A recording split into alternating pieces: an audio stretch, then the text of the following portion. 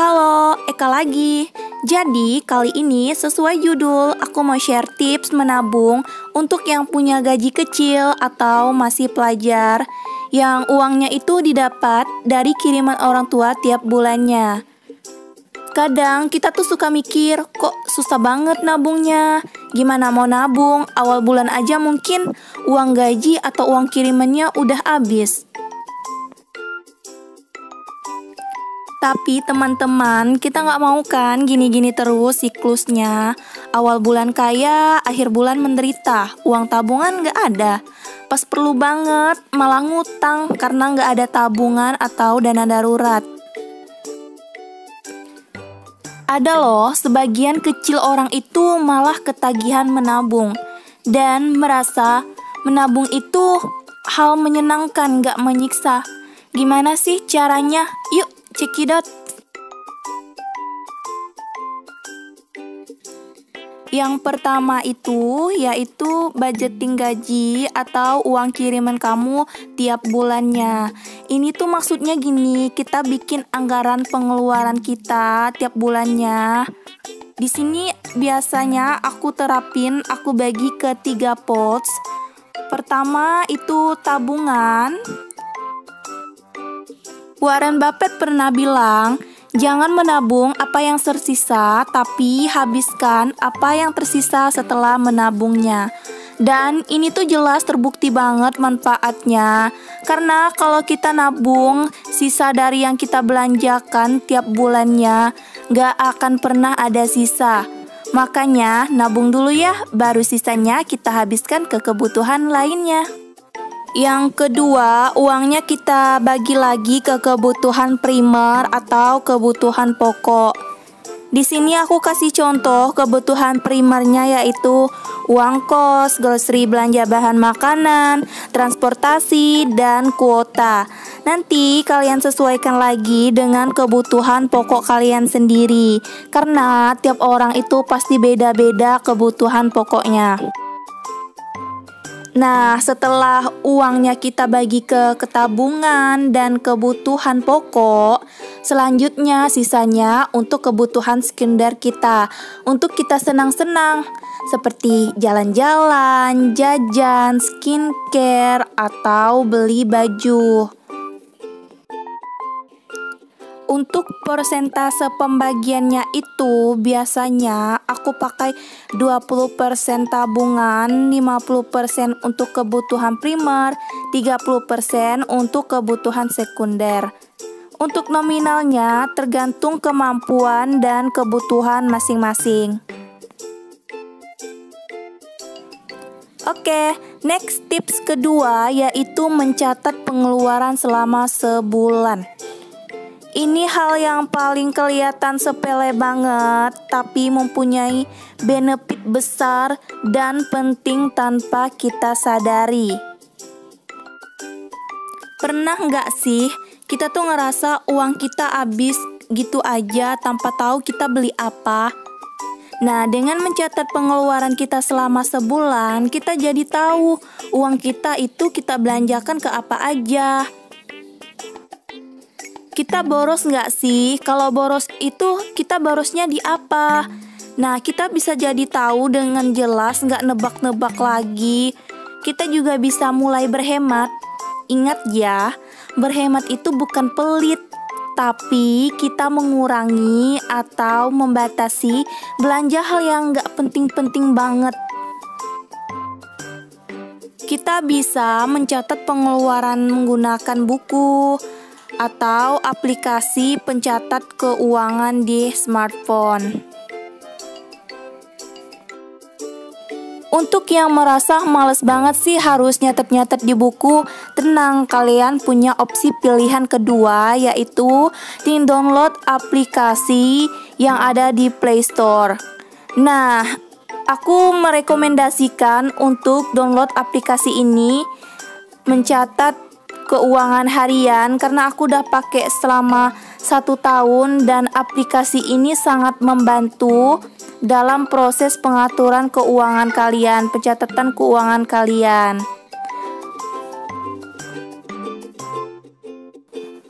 Next, tips ketiga, Sebelumnya aku mau minta maaf karena ini tips ketiga tapi aku tulisnya tips keempat. Hehe. Gak apa-apa, kita lanjut aja ke tips ketiga. Membuka rekening khusus tabungan. Kenapa ini menjadi sesuatu yang penting? Karena di zaman yang serba online ini kita bisa pesan apa aja lewat HP. Beli makanan, belanja baju, sepatu, tas, skincare. Jika kita satukan rekening belanja dan uang tabungan kita akan merasa kaya. Jadi main pesan-pesan aja. Pas akhir bulan baru menyesal karena uang tabungan terpakai. Next, kita lanjut ke tips menabung yang keempat, yaitu menabung koin atau uang pecahan kecil. Kebiasaan buruk aku banget nih dulu, uang koin atau uang pecahan kecil, entah 1.000, 2.000, 5.000. Kalau habis belanja, biasanya main letak aja di atas kulkas, samping TV, atau di atas kasur. Padahal dari uang kecil lah, uang besar bisa ada. Yuk, kita harus membiasakan diri nabung uang pecahan kecil, bisa dalam tabungan, bisa juga dalam amplop. Tips kelima yaitu belanja sesuai kebutuhan bukan keinginan. Penting banget untuk kita tahu perbedaannya. Kebutuhan itu kita beli barang berdasarkan tolak ukur fungsi, sedangkan keinginan berdasarkan selera. Kebutuhan itu sifatnya harus kita miliki, kalau enggak bakalan ganggu tatanan hidup kita. Sedangkan keinginan itu enggak harus kita miliki. Gak dimiliki juga gak apa-apa kok, tidak mengganggu produktivitas hidup kita sehari-hari. Sebelum belanja, kita harus buat daftar belanja dan membawa uang pas dengan keperluan kita. Hal ini kita lakukan untuk menghindari nafsu belanja sesuatu yang gak kita butuhkan. Kebutuhan pokok seperti bahan makanan, sabun itu emang wajib kita beli setiap per minggu juga bisa. Sedangkan baju baru tuh nggak harus tiap bulan, apalagi sepatu dan juga skincare. Aku biasanya beli skincare 2 bulan sekali. Kalau jajan juga nggak perlu tiap hari, jarang-jarang aja jajannya. Jadi di sini aku salah tulis lagi, seharusnya 6 tapi aku tulis 5. Dasar aku. Tips keenam yaitu belajar masak dan bawa bekal. Ini tuh tips yang paling susah banget versi aku, tapi wajib kita biasakan. Coba kita bandingkan jajan di luar sama kalau kita masak sendiri. Misalnya pagi kita sarapan 20.000, kemudian siang makan di kantin 30.000, lalu beli snack 35.000. Kita jumlahkan 85.000 kali 30 hari, hasilnya 2.550.000 selama sebulan. Pantesan kita kanker alias kere. Kita bisa belajar masak nasi goreng, bikin roti bakar, tumis-tumisan, ayam crispy. Memang perlu waktu, tapi kita bisa mengeluarkan 700 sampai 1 juta untuk biaya makan kita sendiri. Itu udah cukup mewah menurut aku.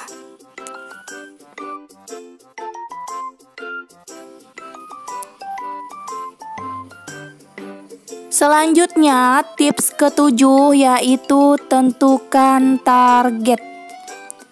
Agar semakin termotivasi saat menabung, ada baiknya kamu tentukan jumlah tabungan yang diinginkan. Jadi jelas atau targetkan dengan harga barang yang ingin dibeli.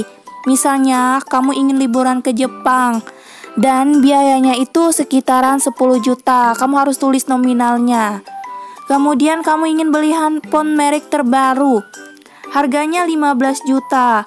Lalu kamu juga udah lama banget pengen beli skincare idaman kamu supaya kamu glow up, harganya 2 juta.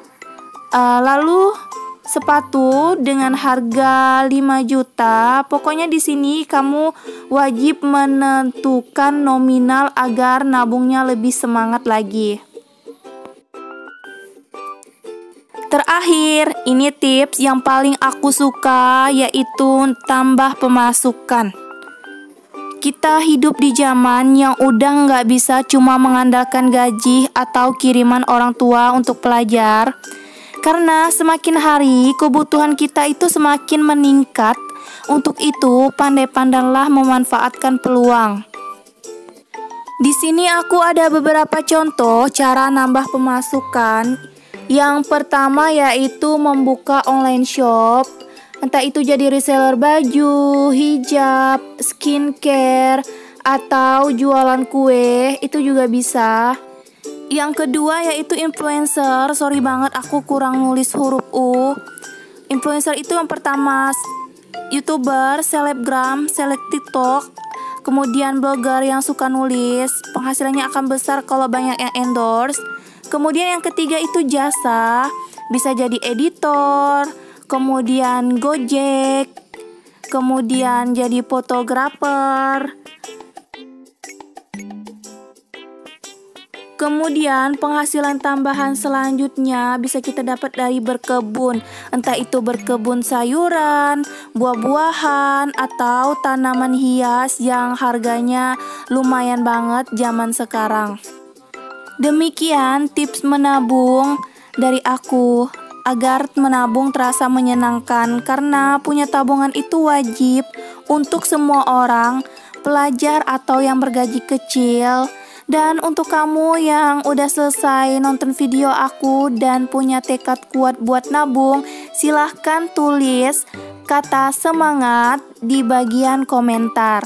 Terima kasih sudah nonton, jangan lupa subscribe dan mampir ke video-video aku yang lainnya. Semoga bermanfaat.